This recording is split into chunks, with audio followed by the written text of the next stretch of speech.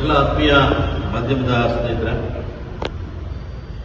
ಇವತ್ತೇನು ಪತ್ರಿಕಾಗೋಷ್ಠಿಯನ್ನು ಸಭೆಯನ್ನು ಮಾಡಿ ನಮ್ಮ ಪ್ರಗತಿಪರ ಸಂಘಟನೆಗಳ ಸಭೆಯನ್ನು ಮಾಡಿ ಇವತ್ತು ಪತ್ರಿಕಾಗೋಷ್ಠಿಯನ್ನು ಮಾಡಲಿಕ್ಕೆ ಬಂದಿದ್ದೇವೆ. ಏನು ಸುಮಾರು ಒಂದು 7-8 ತಿಂಗಳ ಹಿಂದೆ ಕನಕಪುರ ತಾಯಿ ಮತ್ತು ಮಕ್ಕಳ ಆಸ್ಪತ್ರೆಯಲ್ಲಿ ಸ್ತ್ರೀರೋಗ ತಜ್ಞೆಯಾಗಿದ್ದಂಥ ಡಾಕ್ಟರ್ ದಾಕ್ಷಾಯಿಣಿ ಮತ್ತೆ ಆಡಳಿತಾಧಿಕಾರಿ ಆಗಿದ್ದಂಥ ಡಾಕ್ಟರ್ ವಾಸು ಇವರ ಮೇಲೆ ಒಂದು ಗಂಭೀರವಾದಂಥ ಆರೋಪವನ್ನು ನಮ್ಮ ಪ್ರಗತಿಪರ ಸಂಘಟನೆ ಮಾಡಿತು.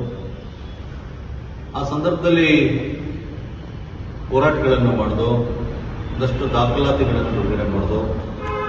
ಯಾವುದೇ ದಾಖಲಾತಿಗಳಿಲ್ಲದೇ ಅವ್ರ ಮೇಲೆ ಆರೋಪನೂ ಮಾಡಲಿಲ್ಲ, ನಾವು ಹೋರಾಟನೂ ಮಾಡಲಿಲ್ಲ. ಎಲ್ಲ ದಾಖಲಾತಿಗಳನ್ನು ಇಟ್ಕೊಂಡು ನಾವು ಆರೋಪ ಮಾಡಿದ್ವಿ. ಮತ್ತೆ ಅದಕ್ಕೆ ಅವ್ರ ಮೇಲೆ ಒಂದು ಕ್ರಿಮಿನಲ್ ಕೇಸ್ ಬುಕ್ ಆಯಿತು.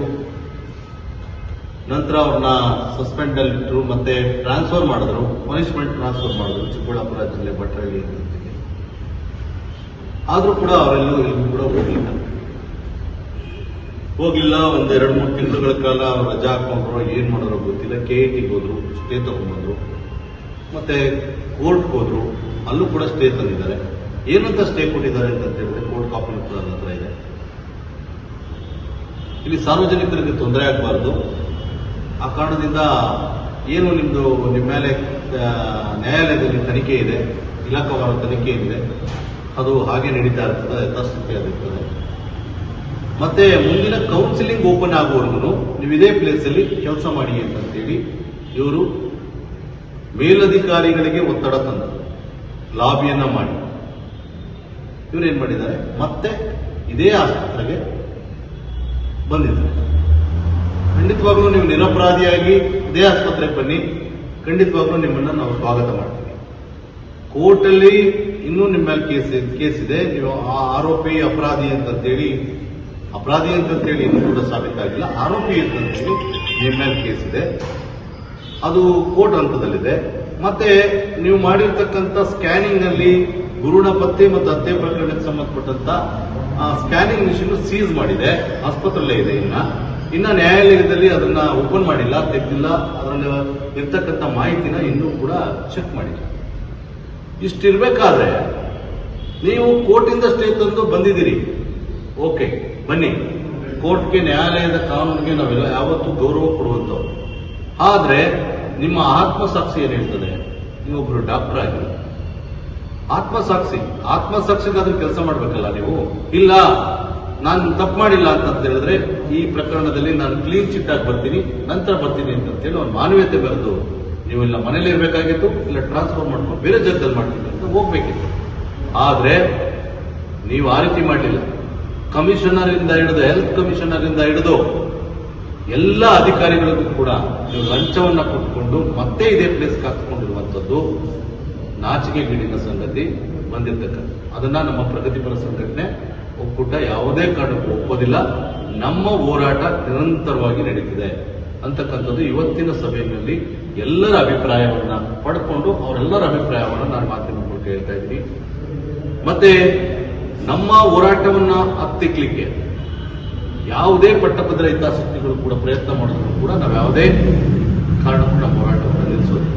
ಇದು ನ್ಯಾಯಯುತವಾದಂಥ ಹೋರಾಟ. ಮತ್ತೆ ಇದು ಒಂದು ಕಂದಮ್ಮಗಳ ಜೀವದ ಜೊತೆ ಆಟ ಆಡ್ತಕ್ಕಂಥದ್ದು. ಸರ್ಕಾರ ಕಟ್ಟುನಿಟ್ಟಿನ ಕ್ರಮ ಕೈಗೊಳ್ಳಬೇಕು ಅಂತೇಳಿ ಸರ್ಕಾರದ ಆದೇಶ ಇದೆ. ಇದೆಲ್ಲವನ್ನ ಮತ್ತೆ ನಾನು DHO ಮತ್ತೆ ಕಮಿಷನರ್ಗೆ ಮತ್ತೊಂದು ಪತ್ರ, ನಾವೆಲ್ಲರೂ ಕೂಡ ಇನ್ನೊಂದು 3-4 ರಜೆ ಇತ್ತು, ಇಲ್ಲ ಅಂತ ಹೇಳಿದ್ರೆ ನಾಳೆ ಅಥವಾ ನಾಳಿದ್ದಲ್ಲಿ ಇನ್ನೊಂದು ಪತ್ರ ಬರೆಯೋಣ. ನಮ್ಮ ಹತ್ರ ಒಂದು ದಾಖಲಾತಿ, ಇನ್ನೊಂದು ದಾಖಲಾತಿ ಈ ಪ್ರಕರಣಕ್ಕೆ ಸಂಬಂಧಪಟ್ಟಂತೆ ಇನ್ನೊಂದಷ್ಟು ಮಹತ್ವವಾದಂಥ ದಾಖಲಾತಿಯನ್ನ ನನ್ನ ಹತ್ರ ಇಟ್ಕೊಂಡಿದ್ದೀನಿ. DHO ಅವರಿಗೆ, ಕಮಿಷನರ್ ಅವರಿಗೆ ನಾನು ಮಾಧ್ಯಮದ ಮೂಲಕ ವಿನಂತಿ ಮಾಡ್ತೀನಿ, MTPಗೆ ಸಂಬಂಧಪಟ್ಟಂತ ಎಲ್ಲಾ ದಾಖಲಾತಿಗಳು ನಮ್ಮ ಹತ್ರ ಇದ್ದಾವೆ, ಪಡ್ಕೊಂಡಿದ್ದೀನಿ. ನೀವು ಇದನ್ನ ಕೋರ್ಟ್ಗೆ ಸಬ್ಮಿಟ್ ಮಾಡಬೇಕು. ಮುಂದಿನ ಡೇಟ್ ಏನಿದೆ ಕೋರ್ಟ್ ಬರ್ತದೆ, ಆ ಕೋರ್ಟ್ಗೆ ನೀವು ಅಧಿಕಾರಿಗಳೇ ನಿಮ್ಮ ಇಲಾಖೆಯಿಂದಲೇ ಸಬ್ಮಿಟ್ ಮಾಡಿದ್ರೆ ಖಂಡಿತವಾಗ್ಲೂ ನಿಮ್ಮ ಜವಾಬ್ದಾರಿಯಿಂದ ನೀವೆಲ್ಲರೂ ಕೂಡ ನಿಮ್ಮ ಮೇಲೆ ಬರ್ತಕ್ಕಂಥ ಆರೋಪವನ್ನ ನೀವೇನಾದ್ರೂ ನಾನು ಮಾಡಿಲ್ಲ, ನಾನು ಯಾಕೆ ಯಾರು ಸಿದ್ಧ ಆಗ್ಬೇಕು ಅಂತಂದ್ರೆ ನಿಮ್ಮ DHO ಆಗಿರ್ಬೋದು, ಕಮಿಷನರ್ ಆಗಿರ್ಬೋದು, ನೀವೇ ಮುಂದಿನ ದಿನಾಂಕದಲ್ಲಿ ಕೋರ್ಟ್ ಏನು ಬರ್ತದೆ ಹಿಯರಿಂಗು ಆವತ್ತು MTPF ಫೈಲ್ ಈ ಸಂಬಂಧಪಟ್ಟಂತ ಅಬಾರ್ಷನ್ ಕೇಸ್ಗೆ ಸಂಬಂಧಪಟ್ಟಂತ ಈ ದಾಖಲಾತಿಯನ್ನ ನೀವು ಕೋರ್ಟ್ಗೆ ಸಬ್ಮಿಟ್ ಮಾಡಿ. ಇಲ್ಲ ಅಂತ ಹೇಳಿದ್ರೆ ನೀವೇನಾದ್ರು ಸಬ್ಮಿಟ್ ಮಾಡಲಿಲ್ಲ ಅಂತ ಹೇಳಿದ್ರೆ ನಾನೇ ಖುದ್ದಾಗಿ ಗವರ್ನಮೆಂಟ್ ಲಾಯರ್ನ ಇಟ್ಟುಕೊಂಡು ನಾನೇ ಈ ದಾಖಲಾತಿಯನ್ನ ಕೋರ್ಟ್ಗೆ ಸಬ್ಮಿಟ್ ಮಾಡಿ. ನಾವೆಲ್ಲ ನಮ್ಮ ಪ್ರಗತಿಪರ ಸಂಘಟನೆ ನಾವು ಗೌರ್ಮೆಂಟ್ ಏನು ಸರ್ಕಾರದ ಪರವಾಗಿ ವಾದ ಮಾಡ್ತಿದ್ದಿಲ್ಲ, ಗೌರ್ಮೆಂಟ್ ಲಾಯರ್ನ ಭೇಟಿ ಮಾಡಿ ಏನು ಈ ಅಬಾರ್ಷನ್ MTP ಪಟ್ಟಂತ ದಾಖಲಾತಿ ಇದೆ, ಅಬಾರ್ಷನ್ ಮಾಡಿರುವಂತ ಕೇಸ್ಗೆ ದಾಖಲಾತಿ ಇದೆ, ಆ ಎಲ್ಲ ದಾಖಲಾತಿಯನ್ನ ನಾನೇ ಕೋರ್ಟ್ಗೆ ನಾವೆಲ್ಲ ನಮ್ಮ ಸಂಘಟನೆಯವರು ಹೋಗಿ ಒಂದು ಅಪೀಲ್ ಮಾಡ್ಕೋತೀವಿ, ಒಂದು ಅರ್ಜಿ ಹಾಕೋತೀವಿ ಕೋರ್ಟ್ಗೆ. ನಾವು ಕೂಡ ಒಂದು ಅರ್ಜಿ ಹಾಕೋತೀವಿ ಅವ್ರ ಮೂಲಕ.